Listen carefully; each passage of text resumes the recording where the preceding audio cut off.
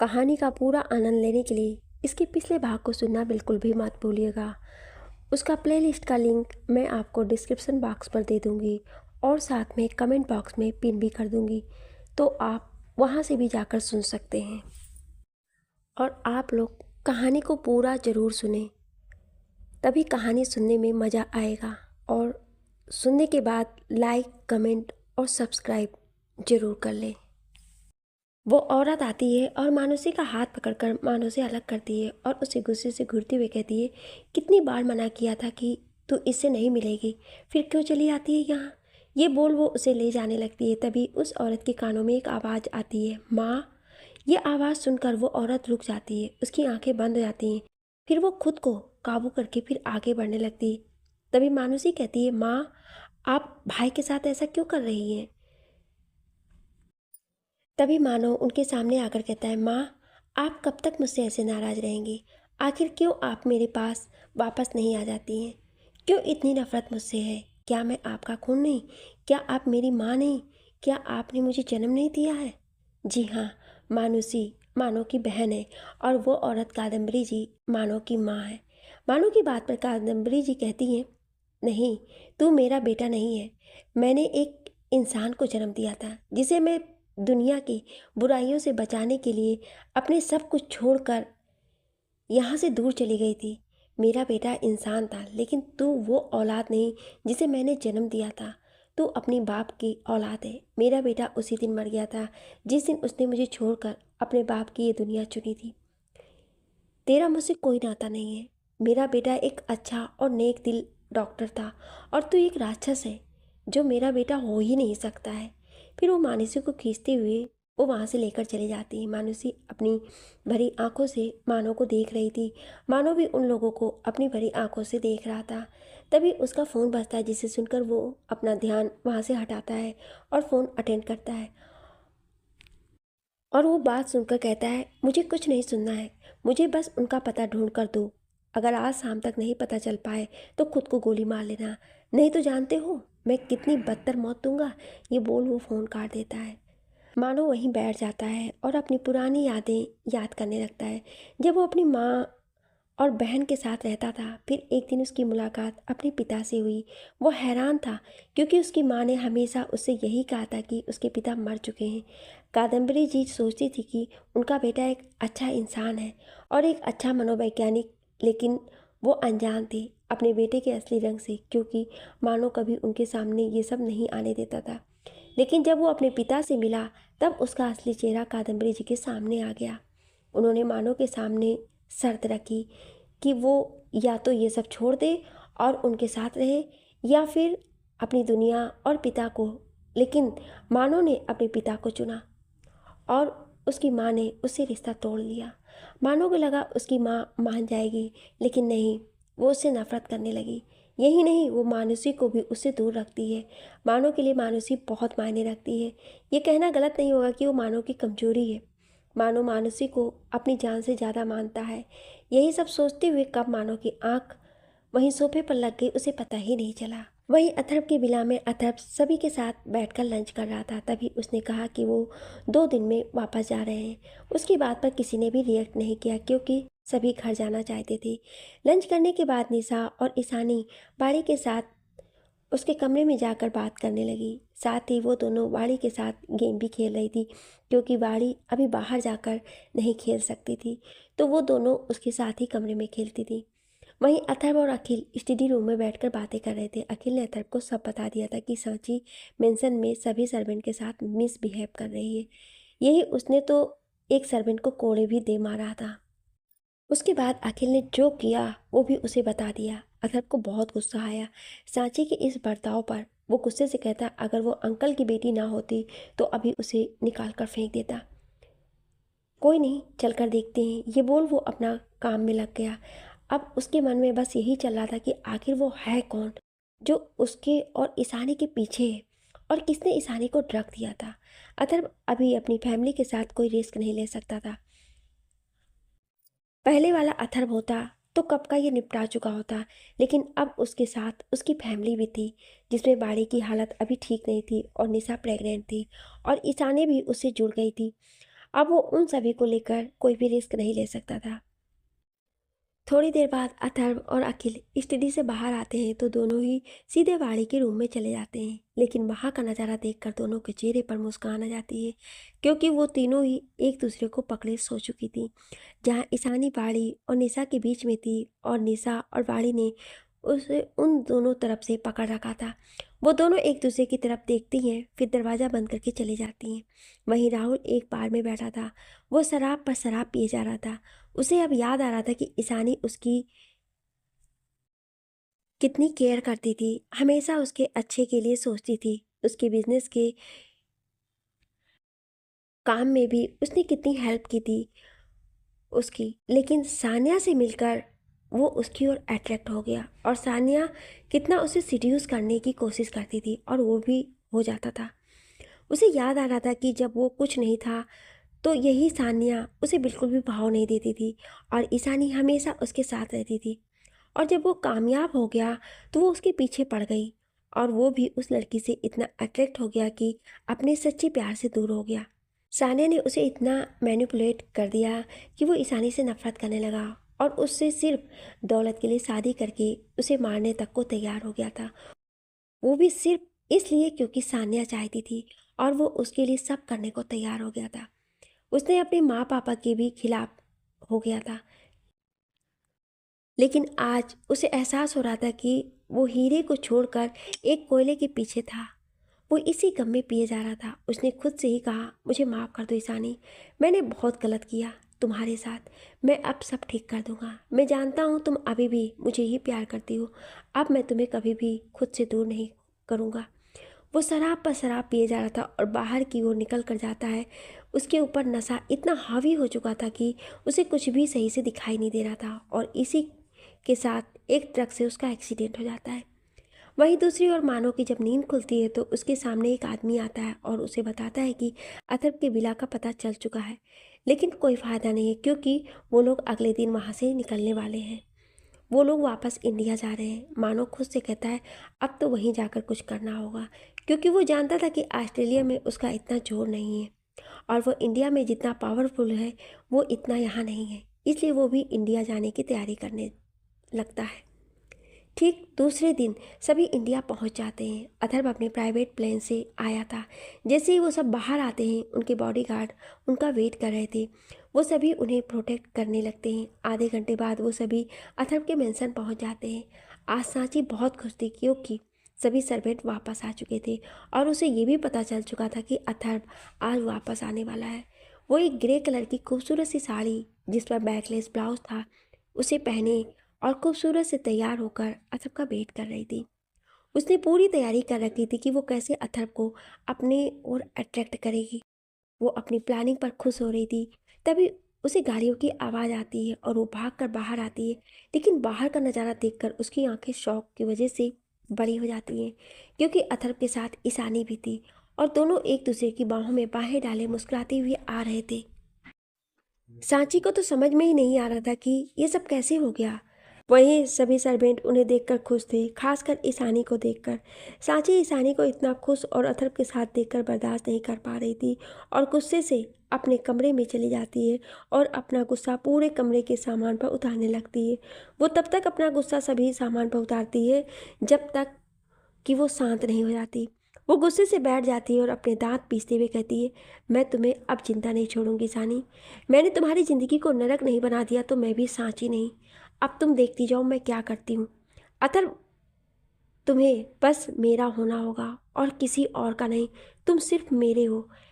इस समय अगर कोई उसे देखता तो डर जाता, क्योंकि जो लड़की अभी थोड़ी देर पहले बहुत खूबसूरत लग रही थी अब वो किसी पागल की जैसी लग रही थी। ऐसे ही दिन निकल जाता है। सभी बहुत थके थे, इसलिए वो सभी आराम कर रहे थे। अथर्व अपने स्टडी में बैठा काम कर रहा था। वो वीडियो कॉल पर एक मीटिंग अटेंड कर रहा था। अखिल इस समय निशा के साथ था, क्योंकि उसे सफ़र की वजह से थकान हो गई थी और उसकी तबीयत भी कुछ ठीक नहीं थी। इसलिए अथर्व चाहता था कि अखिल अपना ज़्यादा टाइम निशा को दे। वैसे ही उसकी वजह से अखिल निशा से इतने समय तक दूर था। अब जब दोनों साथ आए हैं तो वो नहीं चाहता था कि उनकी खुशियाँ बिल्कुल भी मिस हों। वो अपनी मीटिंग ख़त्म करके अपने कमरे में आता है तो उसे ईशानी नहीं मिलती है। जब वो बाहर आकर वाड़ी के कमरे में देखता है तो वाड़ी बैठकर अपना स्केच बुक में कुछ कर रही थी। उसने उसे देखा और फिर ईशानी को ढूंढने लगा। जब वो हॉल में आया तो खाने की अच्छी खुशबू आई, जिससे वो समझ गया कि ईशानी किचन में है, इसलिए उसी ओर चला गया। सांची ने अथर्व को हॉल में देखा तो उसके पास जाने को हुई, लेकिन जब उसने अथर्व को किचन में जाते देखा तो वो भी चली गई। अथर्व ने देखा कि ईशानी किचन में अकेले खाना बना रही है, कोई भी सर्वेंट नहीं थे। तो ईशानी जब भी खाना बनाती तो सर्वेंट को बाहर भेज देती थी।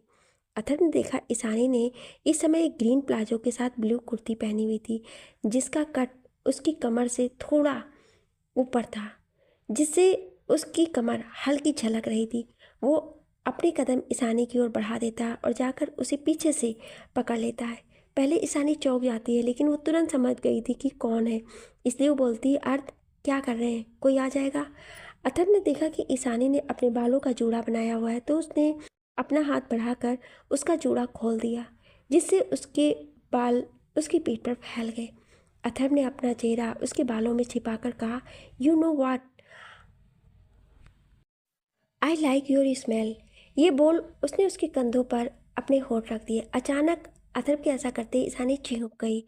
उसकी यह हरकत अथर्व के चेहरे पर गहरी स्माइल आ गई। उसने उससे कहा, मेरा हर बार तेरे करीब आने से तेरा सिहर जाना मेरे इरादों को और हवा दे देता है। दिल करता है कुछ कर गुजर जाऊं, तुझे इन बाहों में लेकर कहीं दूर चला जाऊं। अथर्व ने ये बहुत ही सिडेक्टिव वॉइस में कहा था, जिससे ईशानी सिहर गई और पलटकर उसकी बाहों में समा गई और अथर्व के साइन पर मारकर कहती है, अर्थ आप मुझे यहाँ डिस्ट्रैक्ट करने आए हैं। अथर्व जोर से हंस पड़ा। उसने ईशानी पर अपनी बाहों कसते हुए कहा, मैं तो बस तुम्हें अपने दिल का हाल बता रहा था और तुम डिस्ट्रैक्ट हो गई। वैसे कोई नई बात नहीं है, अथर्व रायचंद का चार्म ही ऐसा है। ये बोल वो अपने बालों में हाथ फेरने लगता है। ईशानी को भी हंसी आती है और वो कहती है, अर्थ मुझे नहीं पता था कि इस अथर्व रायचंद का ये भी एक रूप है, मजनू वाला। उसकी बात पर अथर्व कहता है, ये रूप सिर्फ मेरी लैला यानी कि तुम्हारे लिए ही है। ये बोल वो उसके फॉरहेड पर किस कर देता है, जिससे ईशानी की आंखें बंद हो जाती हैं। वो दोनों एक दूसरे के साथ मिलकर किचन में खाना बना रहे थे। खाना बना क्या रहे थे? खाना सिर्फ ईशानी बना रही थी। अथर्व उसे परेशान कर रहा था। ये सब बाहर खड़ी सांची देख रही थी। उसके चेहरे के भाव देख कर ही समझ आ रहा था कि वो कितनी गुस्से में है। तो वो वहाँ से पैर पटकते हुए चली जाती है। थोड़ी देर बाद ईशानी बाड़ी के कमरे में उसे खाना खिलाकर आ रही थी। वो सीढ़ियों से नीचे उतर ही रही थी कि अचानक से उसका पैर फिसल गया और वो जोर से चीखी। उसकी चीख सुनकर सीढ़ियों के पीछे खड़ी सांची बाहर आती है, लेकिन वहाँ का नज़ारा देखकर उसकी आंखें गुस्से से भर जाती हैं। वहीं हॉस्पिटल में एक आदमी को लाया गया था। उसकी कंडीशन बहुत ही क्रिटिकल थी। उसका बहुत ही बुरा एक्सीडेंट हुआ था। ये कोई और नहीं बल्कि राहुल था। एक डॉक्टर ने उसे अटेंड किया। उन्होंने अपनी पूरी कोशिश की, लेकिन उसकी कंडीशन बहुत ही ख़राब थी। उसने जब देखा कि ये केस उससे नहीं होगा तो उसने जल्दी से सीनियर डॉक्टर को बुलाने को कहा, लेकिन कोई भी फ्री नहीं था। तभी उसने कहा कि डॉक्टर ईशानी को कांटेक्ट करो जल्दी, अब वो ही कुछ कर सकती है। ये बोलकर वो राहुल को देखने लगते हैं। मानव भी वापस आ चुका था, लेकिन उसे नहीं पता था कि कोई और भी उसके पीछे आया है। वो कोई और नहीं बल्कि मानुषी थी, जो अपने कॉलेज की ट्रिप का बहाना बनाकर बिना किसी को बताए इंडिया आ चुकी थी। लेकिन यहाँ आते ही उसके साथ हादसा हो गया, जिसमें उसका मोबाइल और सारा सामान चोरी हो गया। अब उसके पास खाने को भी पैसे नहीं थे और उसे किसी का नंबर भी याद नहीं था कि वो किसी को कांटेक्ट कर सके। एक बस स्टैंड पर बैठी थी। उसे बहुत जोरों की भूख लगी थी, लेकिन उसे कुछ समझ नहीं आ रहा था कि वो क्या करे। वो पहली बार अकेली कहीं आई थी और इंडिया में उसे कुछ भी नहीं पता था। उसका बचपन ऑस्ट्रेलिया में ही बीता था, इसलिए वो इंडिया के बारे में कुछ भी नहीं जानती थी। मानुषी वहीं बस स्टॉप पर बैठी हुई परेशान थी कि वहाँ से गुजरते हुए लफंगों की नज़र उस पर पड़ी। मानुषी ने एक क्रॉप टॉप और जीन्स पहन रखी थी। उसके कंधे तक के बाल खुले थे। मानुषी बहुत ही सुंदर थी और मासूम भी। उसका चेहरा बहुत क्यूट था। वो लड़के उसे लस्ट भरी नज़रों से देख रहे थे। मानुषी की नज़र जब उन पर पड़ती है तो वो डर जाती है। वो लड़के जाकर उसे घेर लेते हैं। सांची गुस्से से अपनी मुट्ठियां कसे खड़ी सामने का नज़ारा देख रही थी, जहां अथर्व ईशानी को अपनी बाहों में थामे खड़ा था। हुआ ये था कि सांची ने सीढ़ियों पर ऑयल गिरा दिया था और वो ईशानी के आने का इंतजार कर रही थी। ईशानी जब बाड़ी के कमरे से बाहर आ रही थी तभी उसका पैर ऑयल पर पड़ा और उसकी वजह से ईशानी गिरने को हुई। लेकिन ठीक समय पर अथर्व, जो उसी के पास आ रहा था, उसने उसे संभाल लिया और इस समय वो उसे अपनी बाहों में संभाले खड़ा था। जितना ईशानी डरी हुई थी उससे ज़्यादा अथर्व डरा हुआ था। उसने ईशानी के चेहरे को अपने हाथों में भरा और उसके पूरे चेहरे को देखते हुए बोला, ईशु तुम ठीक तो हो ना? उसकी बात पर ईशानी हाँ में सिर हिला देती है। अथर्व की नज़र अब सीढ़ियों पर पड़ती है और वो गुस्से से चिल्लाते हुए सर्वेंट्स को बुलाता है और उन पर गुस्सा करते हुए कहता है, ध्यान कहाँ रहता है तुम सबका यहाँ?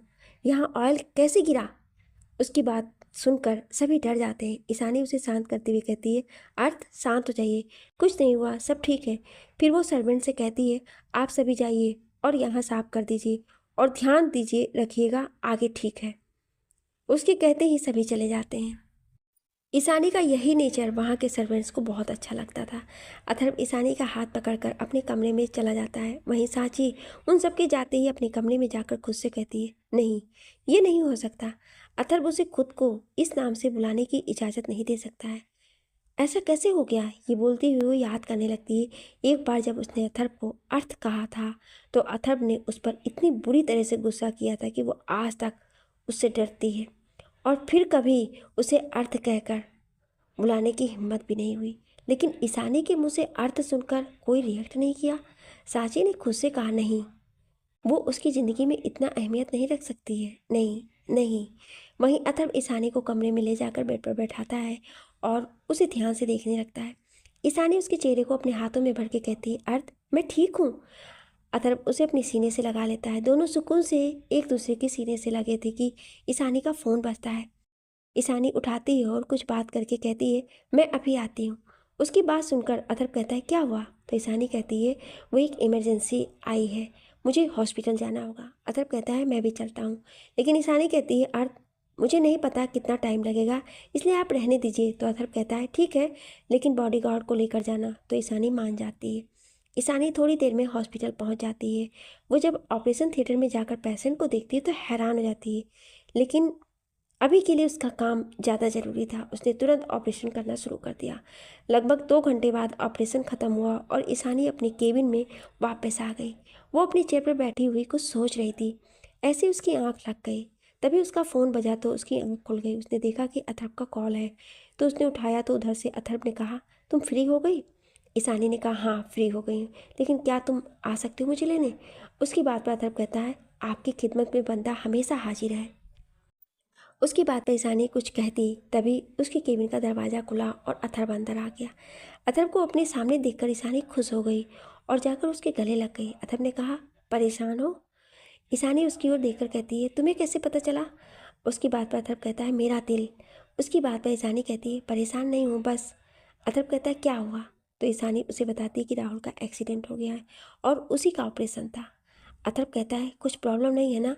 तो ईशानी कहती है, मुझे उससे कोई लेना देना नहीं है, लेकिन उसके पास कोई नहीं है, ये बात मुझे अजीब लगी। खैर छोड़िए, मुझे घर चलना है। अथर्व भी आगे कुछ नहीं पूछता है और उसे लेकर निकल जाता है। वो दोनों कार में थे। अथर्व ड्राइव कर रहा था और ईशानी उसकी एक बाह को पकड़े उसके कंधे पर सर रखे बैठी हुई थी। तभी उन्हें कोई भागते हुए दिखाई देता है और एक लड़की भागते हुए आती है, अथर्व की कार के सामने गिर जाती है। अथर्व कार रोकता है तो दोनों बाहर आते हैं। ईशानी देखती है एक लड़की जिसके कपड़े थोड़े फटे थे, वो गिरी हुई थी। वो जाकर उसे उठाती है और वो लड़की डर के कहती है, प्लीज़ हेल्प मी। वो दोनों कुछ समझते उसके पहले ही कुछ लड़के जो नशे में लग रहे थे वो भागते हुए आते हैं। वो सभी जब उस लड़की के साथ ईशानी को देखते हैं तो एक दूसरे से कहते हैं, यार आज तो मज़ा ही आ गया, एक के साथ दो। वो लड़की कहती है, प्लीज़ मुझे बचा लीजिए। वो लड़के उसके करीब आते हैं। तभी उन सभी को अथर्व दिखता है। उसे देख कर डर कर वो सभी भाग जाते हैं। ईशानी जब उस लड़की की ओर देखती है तो बेहोश हो चुकी थी। ईशानी और अथर्व उसे गाड़ी की बैक सीट पर लिटाते हैं और कार आगे बढ़ा देते हैं। वो लड़की कोई और नहीं बल्कि मानुषी थी, जो उन गुंडों से बचकर भाग रही थी। अथर्व और ईशानी जब घर पहुंचते हैं तब तक मानुषी को थोड़ा होश आ चुका था। ईशानी उसे सहारा देकर घर में लाती है और एक कमरे में उसे लिटा देती है और आराम करने को कहती है। मानुषी उसकी ओर देखती है तो बोलती है, तुम चिंता मत करो, यहाँ तुम सेफ हो, अब तुम आराम करो, बाकी बातें सुबह होंगी। ये बोल वो उसे एक ड्रेस देती है जो उसका ही एक सूट होता है। मानुषी भी चेंज करके आराम करने लग जाती है। अगली सुबह सभी जब हॉल में आते हैं तो वहाँ का नज़ारा देखकर हैरान हो जाते हैं, क्योंकि हॉल में मानुषी नीचे गिरी हुई थी, अपने चेहरे पर अपना हाथ रखे हुए, और उसके सामने सांची खड़ी उससे घूर रही थी। लेकिन जब ईशानी ने मानुषी को ऐसे देखा तो वो भागकर उसके पास आकर कहती, क्या हुआ, तुम ऐसे? तभी उसकी नज़र मानुषी के चेहरे पर उसे उंगलियों के निशान दिखते हैं। वो उसे देखकर कहती, ये तुम्हें किसने मारा? उसकी बात पर मानुषी ने सांची की ओर पॉइंट किया। ईशानी ने मानुषी को उठाकर सोफे पर बिठाया। फिर वो सांची की ओर मुड़कर कहती है, सांची जी, ये क्या हरकत है? आपने इस पर हाथ कैसे उठाया? उसकी बात पर सांची कहती है, इस नौकरानी को अपनी औकात से बाहर जा रही थी, मैंने इसे इसकी औकात याद दिला दी। ईशानी ने कहा, तुम्हें किसने कहा कि ये नौकर है? और अगर इसकी जगह कोई नौकर भी होता तो तुम्हें ये हक किसने दिया कि तुम उस पर हाथ उठाओ? ईशानी की बात सुनकर सांची का गुस्सा बेकाबू हो गया। उसने ईशानी पर गुस्साते हुए कहा, ओ, तो तुम मुझे सिखाओगी किससे कैसे बिहेव करना है? तुम हो कौन? तुम्हारी औकात क्या है जो तुम मुझसे सवाल कर सको? तुम तो 2 टके की डॉक्टर। तुम्हें तो मैं ये बोलकर वो उस पर हाथ उठाने ही वाली होती कि, लेकिन उसका हाथ हवा में ही रुक जाता है। जब सांची देखती है तो उसका हाथ अथर्व ने पकड़ रखा था। अथर्व को इस वक्त देखकर सांची का हलक डर से सूख गया। अथर्व ने उसका हाथ इतनी जोर से झटका कि वो नीचे गिर गई। अथर्व ने गुस्से से उस पर गरजते हुए कहा, तुम्हारी हिम्मत कैसी हुई मेरे ईसू के साथ बदतमीजी करने की? और तुम होती कौन हो उससे ऐसे बात करने की? औकात की बात कर रही थी ना तुम? तो सुनो, ये सब कुछ जो मेरा है वो सब कुछ ईशानी का है। वो इस घर की मालकिन है। उसकी जितनी औकात है ना, उसके आगे तुम कुछ भी नहीं हो। आइंदा से उससे बात करते समय इस बात का ध्यान रखना कि तुम ईशानी के घर में एक मेहमान हो, और वो जब चाहे तुम्हें इस घर से धक्के मार कर निकाल सकती है। समझी तुम? और तुमने इस बच्ची को कैसे मारा? जैसे तुम मेहमान हो वो भी मेहमान है। अगर आइंदा से ऐसा कुछ भी किया तो मुझसे बुरा कोई नहीं होगा। सांची गुस्से से कहती है, अर्थ, मेरे साथ ऐसा कैसे कर सकते हो? उसके इतना कहते ही अथर्व के गुस्से से आवाज आई, चुप! तुम्हारी हिम्मत कैसी हुई मुझे इस नाम से बुलाने की? क्या भूल गई, यह हक मैंने सिर्फ अपनी बीवी को दिया है। समझी तुम? अपने कमरे में इससे पहले कि मैं भूल जाऊं तुम कौन हो। उसका गुस्से से डर कर सांची वहां से चली जाती है। ईशानी और अथर्व मानुषी को देखते हैं जो अथर्व के गुस्से से डर रही थी। तभी ईशानी ने उसके पास बैठकर कहा, तुम डरो मत, ठीक है? अथर्व भी कहता है, तुम ठीक हो? मानुषी हैरानी से अथर्व को देख रही थी। उसे तो यकीन ही नहीं हो रहा था कि अभी थोड़ी देर पहले जो आदमी इतने गुस्से में था वो इतना शांत कैसे हो गया। ईशानी ने मानुषी से पूछा, हमें अपने बारे में बताओ। उसकी बात पर मानुषी कहती, मेरा नाम मानुषी है, मैं अभी बस 20 साल की हूँ। मैं बचपन से ही ऑस्ट्रेलिया में रही हूँ। इंडिया पहली बार आई और यहाँ पर किसी ने मेरा सामान और यहाँ तक कि मेरा फ़ोन भी चोरी कर लिया, और कल कुछ बैड बॉयज़ पीछे पड़ गए और मेरे साथ बदतमीजी करने लगे। मैं उनसे बचकर भाग रही थी और आपसे मिल गई। अथर्व और ईशानी उसे देख रहे थे जो किसी मासूम बच्चे की तरह अपना इंट्रोडक्शन दे रही थी। ये देखकर दोनों के चेहरे पर मुस्कान आ गई। अथर्व ने कहा, तुम यहाँ का अपना पता दो, हम तुम्हें तुम्हारे घर पहुँचा देंगे। उसकी बात पर मानुषी कहती, मैं नहीं जानती, मेरे पर्स में थे और वो तो चोरी हो गया, और मुझे अपने भाई का नंबर भी याद नहीं है। अच्छा, अपने भाई का नाम बता दो। मेरे भाई का नाम मानव है, इससे ज़्यादा मुझे नहीं पता है। अथर्व कहता है, ठीक है, हम तुम्हारे भाई को ढूंढ देंगे, तब तक तुम यहाँ रह सकती हो, ठीक है? उसकी बात पर मानुषी कहती है, थैंक्स। फिर रुक कर, भाई भाई, क्या मैं आपको भाई बुला सकती हूँ? उसने ये इतना ही मासूमियत से कहा कि अथर्व के चेहरे पर मुस्कान आ गई। उसने उसके सर पर हाथ रखकर कहा, हाँ ज़रूर। फिर वो ईशानी से कहता है, ईशानी, ब्रेकफास्ट की तैयारी करवाओ, ओके? ईशानी भी हाँ कहकर ब्रेकफास्ट लगवाने लगती है। यहाँ सांची अपने कमरे में गुस्से से आग बबूला हो रही थी। उसने खुद से कहा, मैं तुम्हें जिंदा नहीं छोड़ूंगी सानी। आज तुम्हारी वजह से अथर्व ने मुझे इतना सुनाया, अब मैं तुम्हें जिंदा नहीं छोड़ूंगी। अब तुम देखती जाओ। ये बोलकर वो किसी को फ़ोन करती है और कुछ इंस्ट्रक्शन देती है। फिर खुद से कहती है, अब तुम देखती जाओ ईशानी, मैं तुम्हारा क्या हाल करती हूँ। ये बोल वो शैतानी मुस्कान लिए अपनी बेड पर लेट जाती है। सभी नाश्ता करते हैं और अपने अपने काम पर चले जाते हैं। कमरे में निशा और वाणी साथ में थी क्योंकि अखिल की इम्पोर्टेंट मीटिंग थी। जिसमें अखिल का जाना जरूरी था। लेकिन जाने से पहले उसने घर के सभी सर्वेंट को कड़ी हिदायत दे रखी थी कि वो सभी निशा और वाणी का पूरा ख्याल रखेंगे। अथर्व ने सबसे पहले ईशानी को उसके हॉस्पिटल ड्रॉप किया। उसके बाद वो अपने काम पर चला गया। जैसे ही वो ऑफिस पहुंचा वैसे ही अपनी मीटिंग में बिजी हो गया। पिछले दिनों ईशानी के साथ एक लंबी छुट्टी में जाने के बाद उसके बहुत सारे काम पेंडिंग में रह गए थे, जिसे उन्हें पूरा करना जरूरी था। वो अपने काम में इस तरह से बिजी हो जाता था कि उसे किसी भी चीज़ का ख्याल ही नहीं आता था। वहीं ईशानी आज भी बहुत बिजी थी, क्योंकि उसे भी एक के बाद एक कई सारे ऑपरेशन करने पड़े और मरीजों को हैंडल करना पड़ा। वो बहुत ज़्यादा थक गई थी। जैसे ही वो फ्री होती है अपने केबिन में जाकर बैठती है, उस केबिन में जाते ही उसका फ़ोन बजता है और वो फ़ोन उठाती है तो उस पर अथर्व का कॉल आ रहा था। वो तुरंत कॉल उठाती है और उसे बात करने लगती है। अथर्व ईशानी की आवाज़ से समझ गया था कि वो बहुत ज़्यादा थकी है, इसलिए वो उससे पूछता है कि उसने लंच किया। उसकी बात पर ईशानी कहती नहीं, जस्ट अभी फ्री हुई हूँ। तो अथर्व कहता है एक काम करो, तुम 10 मिनट वेट करो, मैं अभी आता हूँ, हम साथ में लंच करेंगे। उसकी बात तो ईशानी भी हाँ में सिर हिला देती है। ईशानी अपने ऑफिस में बैठी रहती है कि तभी एक वार्ड बॉय उसके केबिन में आता है और उसके सामने एक पार्सल रखता है। ईशानी उससे पूछती है कि किसका पार्सल है, तो वो बताता है कि उस पर भेजने वाले का नाम नहीं लिखा है। ईशानी उसे जाने को कहती है और उस पार्सल को ध्यान से देखने लगती है। उस पर बहुत ही सुंदर से शब्दों में लिखा हुआ था कि this is for you doctor Ishani. Ishani को थोड़ा अजीब लगता है, लेकिन वो उस पार्सल को अनपैक करती है और लेकिन जैसे ही वो बॉक्स खुलता है उसमें रखी चीज़ को देखकर ईशानी की आंखें हैरानी से बड़ी हो जाती हैं। उसकी आंखों में आंसू उतर जाते हैं। वो डर से कांपने लगती है और उसके हाथों में वो बॉक्स गिर जाता है। वो लड़खड़ाते हुए कदमों से पीछे की ओर जाने लगती है तो किसी से टकरा जाती है। किसी से टकराने के बाद वो अचानक से डर जाती है और नहीं, जोर से चिल्ला पड़ती है। तभी उसे अथर्व की आवाज़ आती है जो उसे कंधों से पकड़कर हिलाता है। ईशु, क्या हुआ? क्यों इतनी पैनिक क्यों कर रही हो? रो क्यों रही हो? क्या हुआ बताओ तो, मैं यही हूँ। ईशानी जब अथर्व को देखती है तो उसकी बाहों में समा जाती है और जोर जोर से रोने लगती है।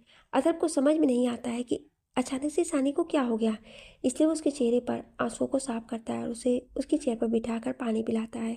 ईशानी अभी भी डर रही थी, इसलिए अथर्व उसके चेहरे को अपने हाथों में भरता और पूछता है क्या हुआ ईशु, बताओ तो। ईशानी अपने कांपते हाथों से उस पार्सल बॉक्स की तरफ इशारा करती है। अथर्व जब उसे देखता है तो उसे एक बॉक्स दिखता है, इसलिए वो जाकर उस बॉक्स को उठाता है। उसमें रखी चीज़ को देखकर उसकी आंखें भी हैरानी से फैल जाती हैं। अथर्व ने देखा कि उस बॉक्स में दो गुड्डे गुड़ियाँ रखे हुए हैं, जिनमें से गुड़ियों पर ईशानी का नाम और गुड्डे पर अथर्व का नाम लिखा हुआ है। गुड्डे की गर्दन कटी हुई थी और उस पर खून लगा हुआ था। साथ ही एक पेपर था जिस पर लिखा हुआ था बहुत जल्दी उसे तुमसे दूर करके अपना बनाऊंगा तुम्हें। इस बार मुझे कोई नहीं रोक सकता है, इंतजार करना मेरी जाने मन, तुम्हारा पागल आशिक। इसी के साथ उसने अथर्व की कई सारी फोटोज थी, जिनमें कुछ फोटोज में वो ईशानी के साथ था और अथर्व के चेहरे पर कट के निशान थे और साथ ही कई जगह पर ऐसे कट किया गया था जैसे उसे गोली मारी गई हो। अथर्व समझ गया कि सानी क्यों इतना डर गई। अथर्व उन सभी चीज़ों को उसे बॉक्स में भरता है और अपने बॉडीगार्ड को बुलाकर उस बॉक्स से दे देता है। ईशानी अभी भी डरी थी। अथर्व उसे उठाता है और अपने सीने से लगाकर कहता है ईशु डरो मत, ये सिर्फ किसी ने मजाक किया है, तुम्हें डरने की जरूरत नहीं है, मैं हूं ना तुम्हारे साथ। ईशानी कांपते हाथों से अथर्व के चेहरे को अपने हाथों में भरती है और कहती है सच में आपको कुछ नहीं होगा ना, आप मुझे छोड़कर तो नहीं जाओगे ना, मैं आपके बिना नहीं रह सकती। अर्थ प्लीज़, प्लीज़ मुझे छोड़कर कभी मत जाना, मैं मर जाऊंगी अर्थ आपके बिना। ये बोलकर वो फिर से रोना स्टार्ट कर देती है। अथर्व उसे शांत कराता है और अपने गले से लगा लेता है। वो समझ सकता था कि ईशानी इस समय कैसा महसूस कर रही है। आखिर वो भी तो ईशानी से बहुत प्यार करता था और उसे खोने से डरता था। उसने ईशानी के माथे पर किस किया और कहा अथर्व और ईशानी को कोई अलग नहीं कर सकता है, मैं तुम्हारा था, तुम्हारा हूँ और हमेशा तुम्हारा ही रहूँगा। ईशानी अब रोना बंद करो, तुम्हें इस तरह से देखकर मुझे बहुत हर्ट हो रहा है, मैं तुम्हें रोता बर्दाश्त नहीं कर सकता। अथर्व ने किसी तरह से ईशानी को शांत किया, फिर उसे अपने साथ बाहर लेकर चला गया। अथर्व ईशानी को साइड के एक रेस्टोरेंट में लेकर गया लंच के लिए। उन दोनों ने साथ में लंच किया। उसके बाद ईशानी को अपने साथ अपने ऑफिस लेकर चला गया।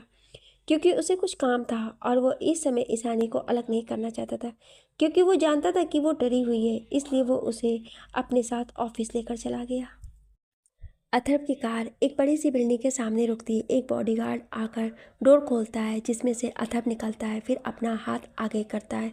उसका हाथ पकड़कर ईशानी भी बाहर आती। ईशानी ने आज एक ब्लू कलर की साड़ी पहनी थी, जिसमें वो बहुत ही खूबसूरत लग रही थी। आज पहली बार वो अथर्व के ऑफिस आई थी। अथर्व जैसे ही ऑफिस में एंटर करता है, सभी की निगाहें उसी पर ठहर जाती हैं। रिसेप्शनिस्ट ने जब अथर्व को ईशानी के साथ देखा तो उसने दोनों को विश किया। अथर्व हमेशा की तरह अपने न्यूट्रल फेस में था, लेकिन ईशानी ने उसे स्माइल के साथ रिस्पॉन्स दिया था। जैसे जैसे वो दोनों आगे बढ़ रहे थे, वैसे वैसे सभी की निगाहें उन पर ठहर जा रही थी। दोनों सच में एक साथ बवाल लगते थे। अथर्व ईशानी को अपनी पर्सनल लिफ्ट से अपने केबिन में लेकर चला गया। उनके जाने के बाद सभी उनकी जोड़ी को और ईशानी की खूबसूरती की तरफ तारीफ कर रहे थे। अथर्व की लिफ्ट 22वें फ्लोर पर रुकती है। उसने अभी तक ईशानी का हाथ पकड़ रखा था। जैसे ही ईशानी अथर्व के साथ उसके केबिन में पहुंचती है तो देखकर हैरान हो जाती है, क्योंकि अथर्व का केबिन बहुत ही खूबसूरत था। वो पूरा ऑफिस ग्रे और वाइट में था। वो सब कुछ बहुत ही सलीके से रखा हुआ था। केबिन एक साइड वॉल पूरी तरह से ट्रांसपेरेंट थी, जिससे पूरा शहर देखा जा सकता था। ईशानी की नज़र उसके डेस्क के पीछे लगे फोटो पर गई, जिसे देखकर वह हैरान हो गई। वहाँ पर 3 फोटोज़ का कोलाज बना था, जिसमें राइट साइड में अथर्व था, जिसके हाथ में उसके नंबर 1 बिजनेसमैन का अवार्ड था। लेफ्ट साइड में ईशानी का, जब उसे बेस्ट हार्ट सर्जन का अवार्ड मिला था। बीच में उन दोनों के साथ में थी उनके रिसेप्शन की फ़ोटो थी, जिसमें दोनों एक दूसरे को पकड़े, एक दूसरे की बाहों में बाहें डाले, एक दूसरे की आंखों में खोए हुए हैं। वो तस्वीर बहुत ही अच्छी लग रही थी। ईशानी ने अथर्व को देखकर कहा, ये फ़ोटो? अथर्व कहता है, क्यों, अच्छी नहीं लग रही है? ईशानी कुछ नहीं कहती है। तभी वो अथर्व से कहती है कि उसे फ्रेश होने जाना है। तभी उसकी नज़र केबिन से अटैच रूम पर जाती है और वो उस ओर जाने लगती है, लेकिन तभी अथर्व को कुछ याद आता है तो वो उसे रोकने चल देता है। लेकिन तब तक देर हो चुकी थी और ईशानी अंदर जा चुकी थी। अथर्व जब जाता है तो वहाँ ईशानी शौक और गुस्से वाले एक्सप्रेशन के साथ उसे दिखाई देती है। उसे देखकर अथर्व अपने मन में कहता है, मर गए अब तो, अब ये पूरी चंडी बन जाएगी। ईशानी वहाँ पर देखकर हैरान थी, क्योंकि वहाँ पर एक स्टेचू था जिस पर ईशानी का मास्क लगा था। यही नहीं, वहाँ पर जो बेड था उस पर बिछी चादर भी उसी की तस्वीर थी। वो जब उस स्टेचू के पास जाती है तो और हैरान हो जाती है, क्योंकि उसने जो कपड़े पहने थे वो भी ईशानी का ही था, और उसके ऊपर जितनी भी ज्वेलरी जैसे चूड़ियाँ, चैन, ईयरिंग, ये सभी ईशानी का ही था। ईशानी कहती, ये सब तो मेरे हैं जो खो गए थे। ईशानी को उस स्टेचू से भी उसकी परफ्यूम की ही स्मेल आ रही थी। ईशानी ने अब मुड़कर अथर्व को देखा, जो अपनी आंखें नीचे खड़ा था। ईशानी ने वो बेड से एक पिलो उठाया और अथर्व को मारना शुरू कर दिया। अथर्व उससे भाग रहा था और ईशानी उसे मारे जा रही थी।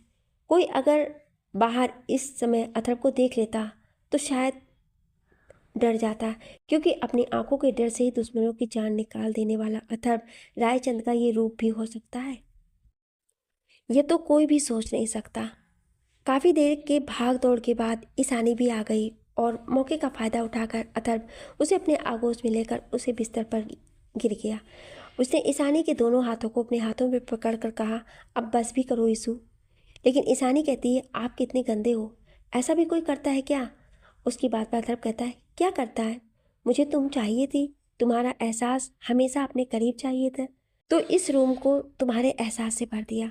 वो देखो, ये बोल वो ईशानी को सामने की वॉल दिखाता है, जहाँ पूरी वॉल पर सिर्फ ईशानी की ही तस्वीर थी। ईशानी ने अब जाकर पूरा कमरा ध्यान से देखा तो पूरा कमरा सिर्फ और सिर्फ ईशानी की फ़ोटोज से भरा था। ये सब देखकर ईशानी की आंखें नम हो गईं। उसे तो यकीन ही नहीं हो रहा था कि अथर्व ईशानी को इतना प्यार करता है। वो खुद को रोक नहीं पाई और उसने अथर्व के चेहरे को अपने हाथों में भरा और उसके होठों पर अपने होठ रख दिए। अथर्व ईशानी के इस एक्शन से हैरान भी था और खुश भी। उसने भी ईशानी को अपनी बाहों में भर लिया और उस किस को पैशनेट और डीप कर दिया। 20 मिनट की लंबी किस के बाद जब अथर्व को लगा कि ईशानी को सांस लेने में प्रॉब्लम हो रही है तो उसने ईशानी को छोड़ दिया। उसके छोड़ते ही ईशानी जोर जोर से सांस लेने लगती है। उसका चेहरा पूरा लाल हो चुका था। कुछ सांस ना ले पाने की वजह से तो कुछ शर्म की वजह से अथर्व अपनी इंटेंस नज़रों से ईशानी को देखे जा रहा था, जो ईशानी को खुद में सिमटने पर मजबूर कर रहा था। लेकिन अथर्व अब रुकना नहीं चाहता था, उसे अब ईशानी चाहिए थी। अथर्व ने बेड के साइड टेबल से एक रिमोट निकाला और उस पर एक बटन प्रेस की, जिससे उसका केबिन लॉक हो गया। उस कमरे की लाइट्स भी बंद हो गई, सिर्फ एक रेड लाइट जल रही थी जो उस माहौल को रोमांटिक बना रही थी। अथर्व ने अपना एक हाथ बढ़ाकर ईशानी को अपने करीब किया। ईशानी ने कहा, अर्थ कोई आ जाएगा यहाँ ऑफिस में। उसे इसमें बहुत शर्म आ रही थी। उसकी ये शर्म देखकर अथर्व के चेहरे पर एक गहरी मुस्कान आ गई। उसने ईशानी के कानों के पास जाकर बहुत ही सिलेक्टिव वॉइस में कहा, इस समय हमें यहाँ कोई भी डिस्टर्ब नहीं करेगा। ये बोल उसने ईशानी के कानों को चूम लिया। अथर्व के ऐसा कहते ही ईशानी सिहर गई। अथर्व ने अपना एक हाथ बढ़ाकर ईशानी के कंधे से उसके पल्लू को अलग किया और उसे लेकर बिस्तर पर लेट गया।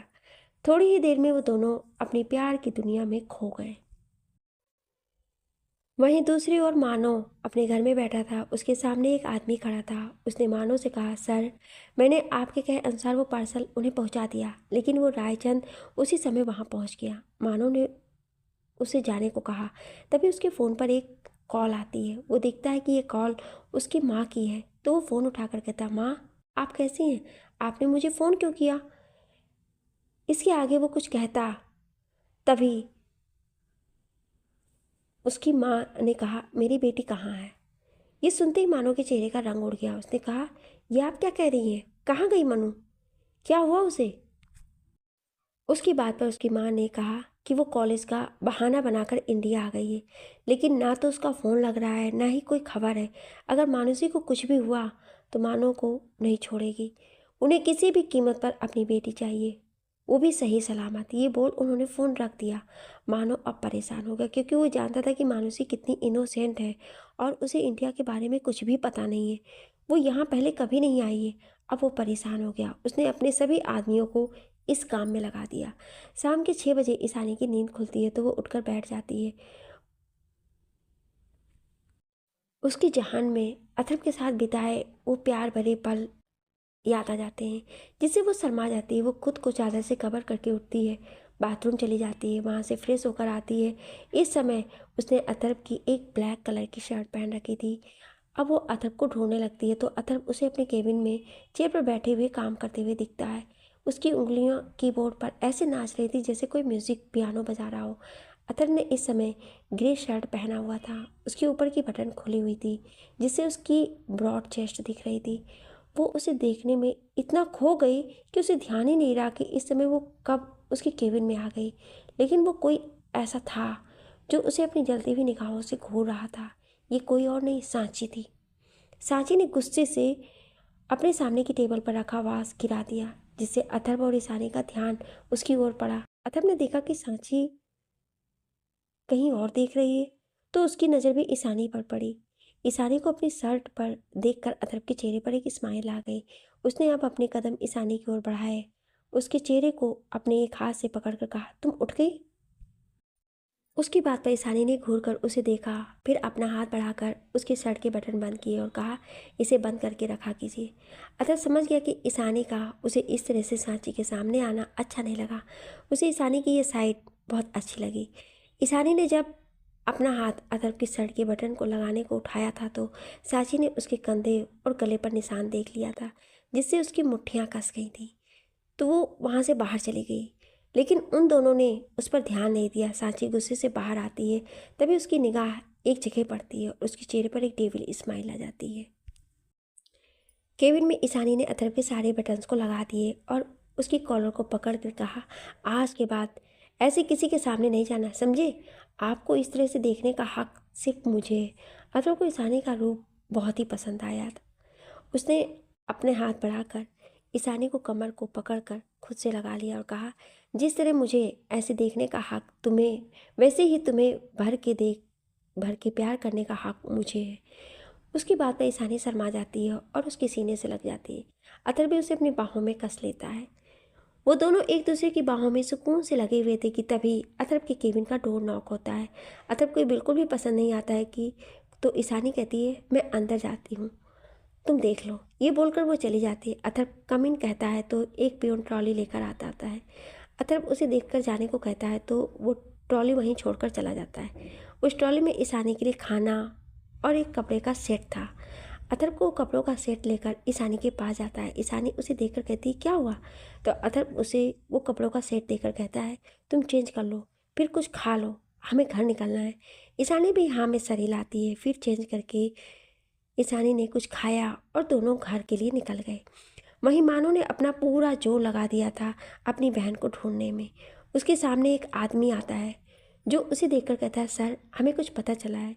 मानो उसे बोलने को कहता है तो वो आदमी कहता है सर, आपकी बहन 2 दिन पहले यहाँ आई थी, लेकिन एयरपोर्ट के बाहर आते ही एक चोर ने उनका सामान, पर्स और मोबाइल सब चोरी कर लिया। उसके बाद वो काफ़ी जगह भटकती रही और उनके पीछे कुछ गुंडे पड़ गए। उसके बाद वो कहा ये नहीं पता कहाँ है। मानो ने जैसे ये सुना उसका दिल पूरी तरह से कांप गया। उसे अपनी बहन की बहुत फिक्र हो रही थी। वो जानता था कि एक अकेली लड़की के साथ क्या हो सकता है। आज पहली बार उसे डर लग रहा था अपनी बहन के लिए। क्या अनोखी बात है, मानो जैसा दरिंदा जिसने ना जाने कितनी ही लड़कियों को अपनी हवस का शिकार बनाया, वो आज अपनी बहन के लिए डर रहा है। ना जाने कितनी ही लड़कियों की आबरू उसने लूटी है और आज जब बात उसकी बहन की है तो वो डर रहा है। सही कहा किसी ने, दर्द तब समझ नहीं आता है जब तक वो अपना ना हो। इसे ही कर्म कहते हैं। मानो ने अपने आदमियों को, उस चोर और उन लड़कों को ढूंढने में लगा दिया। वो खुद भी अपनी बहन को ढूंढने लग गया। वहीं ईशानी और अथर्व गाड़ी में थे। ईशानी कुछ शांत थी। अथर्व को लगा शायद वो फिर उस पार्सल के बारे में तो नहीं सोच रही है, इसलिए उसने उससे पूछा तो ईशानी ने उसे बताया कि उसके हॉस्पिटल में राहुल एडमिट हुआ है। उसकी हालत बहुत ख़राब है और उसने ही उसका ऑपरेशन किया है। ईशानी ने आगे बताया कि पहली बार मुझे किसी का ऑपरेशन करते समय अजीब सा महसूस हुआ। मैंने आज तक कितने ही लोगों की जान बचाई है लेकिन कभी पीछे नहीं हटी, लेकिन पहली बार मुझे इनकार करने का मन हुआ। मेरा मन कर रहा था कि वो ना बचे। अथर्व उसकी बात सुनकर समझ गया कि ईशानी की राहुल के लिए नफरत उसके नेचर पर हावी हो रही है। वह ऐसा नहीं होने दे सकता था। आखिर उसका व्यक्तित्व ही तो उसकी पहचान थी। वो उसे बिगड़ने नहीं दे सकता था। उसने ईशानी का हाथ पकड़कर गियर पर रखा और कहा नहीं ईशानी, तुमने कुछ भी गलत नहीं किया और कभी भी अपने पर्सनल प्रॉब्लम को अपनी प्रोफेशनल लाइफ में मत आने देना। तुम एक डॉक्टर हो जिसे भगवान का यही रूप माना जाता है, इसलिए कभी अपने आप को ऐसा मत होने देना जो गलत है, समझी? ईशानी उसकी बात पर उसके कंधे पर अपना सिर टिका दिया। अथर्व मुस्कुरा दिया और ड्राइविंग पर फोकस करने लगा। अथर्व की कार अपने मेंशन के सामने रुकती है। काफ़ी देर से ईशानी ने कोई हरकत नहीं की थी, इसलिए अथर्व को लग रहा था कि शायद वो सो चुकी है। लेकिन जैसे ही वो ईशानी को जगाने के लिए उसे सीधा करता है, ईशानी एक और लुढ़क जाती है। अथर्व उसका चेहरा अपनी ओर करता है तो वो शॉक हो जाता है क्योंकि ईशानी बेहोश थी और उसके मुंह से झाग निकल रहा था। उसका चेहरा, उसके होंठ नीले हो चुके थे। अथर्व को समझ नहीं आया कि क्या हुआ। वो बार बार उसे उठाने की कोशिश कर रहा था। उसे इतना समझ आ गया था कि ईशानी को जहर दिया गया है। उसने तुरंत अपनी कार डबल स्पीड से हॉस्पिटल की ओर घुमा दी। वो बहुत ही स्पीड से कार चला रहा था। उसके सभी गार्ड्स उसके पीछे ही थे। अथर्व ने अपने फ़ोन से अखिल को कॉल करके सब बता दिया और ये भी कि वो ईशानी को लेकर हॉस्पिटल जा रहा है। सब तैयारी हो जानी चाहिए। किसने दिया ईशानी को जहर और कैसे? क्या वो बच पाएगी? जानने के लिए सुनिए अगले भाग में। Thank you.